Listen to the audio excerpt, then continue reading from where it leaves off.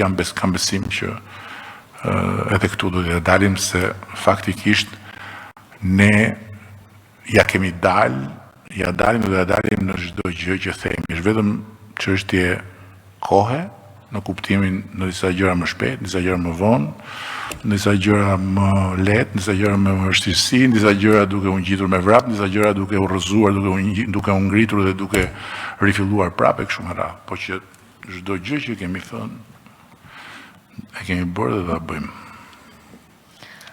Besoj e fundit, ëh? Ja.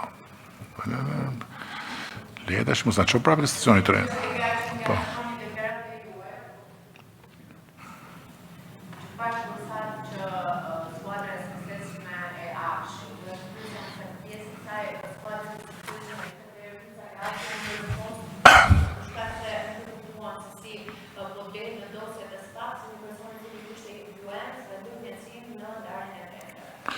Kjo është pjesë e hetimeve, unë nuk kam asnjë dieni për këtë dhe nuk mund bëj asnjë koment për gjysmën vërteta që dalin lart e poshtë.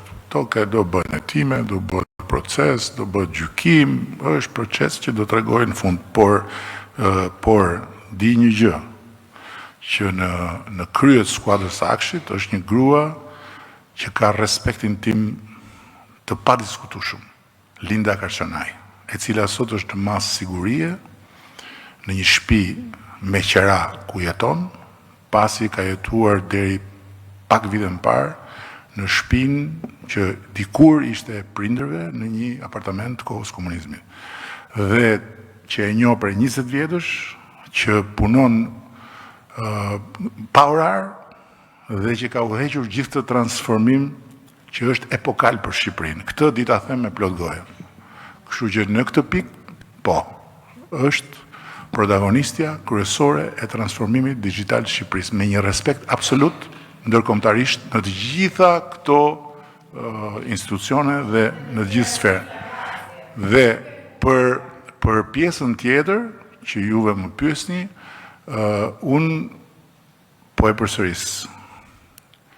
Çfarë thoni ju sot, bazuar në copza të nxjera rrugëve nga ata që duhet ruajnë sekretin hetimor, nuk është absolutisht e mjaftueshme për të dalë në përfundime mbi fajin apo pafajësinë e njerëzve.